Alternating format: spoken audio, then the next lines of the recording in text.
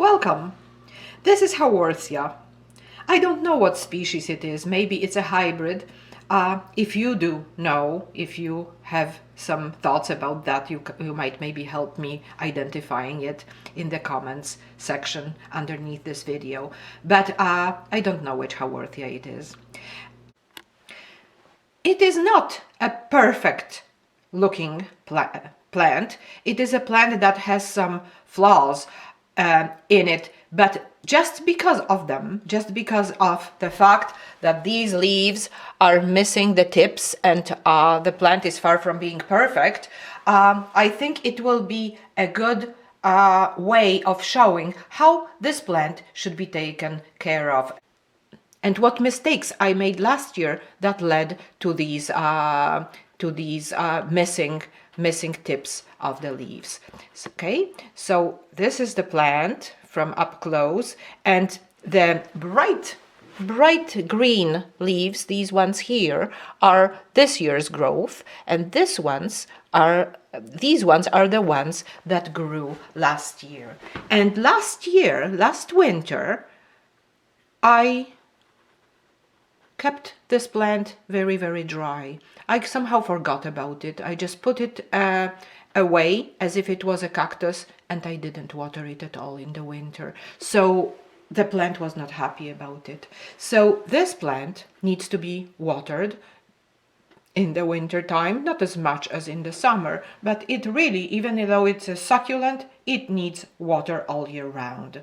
Now, in the summertime, it requires shady sun, a shady spot, not a deep shade, but filtered sun. Otherwise, it will get burned, and the leaves will turn unhealthy red, and they might get dried at the tips as well if you keep it in a full sun location. The other interesting thing about this plant is that it is quite easy to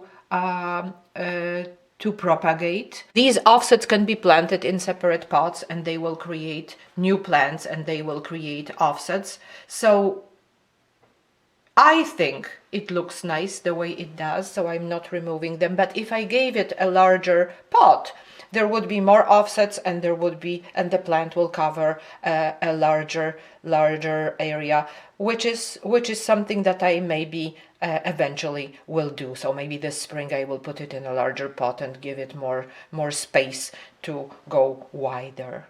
It does bloom, but the flowers are not really that spectacular. When you look at them through a magnifying glass, they are absolutely beautiful.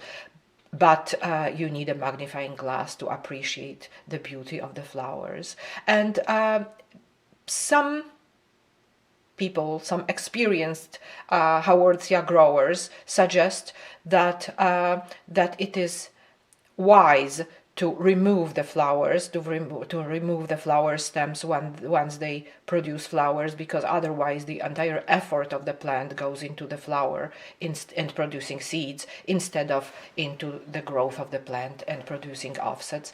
My friend Paweł, who is a collector and who has huge experience with Haworthia, does exactly that.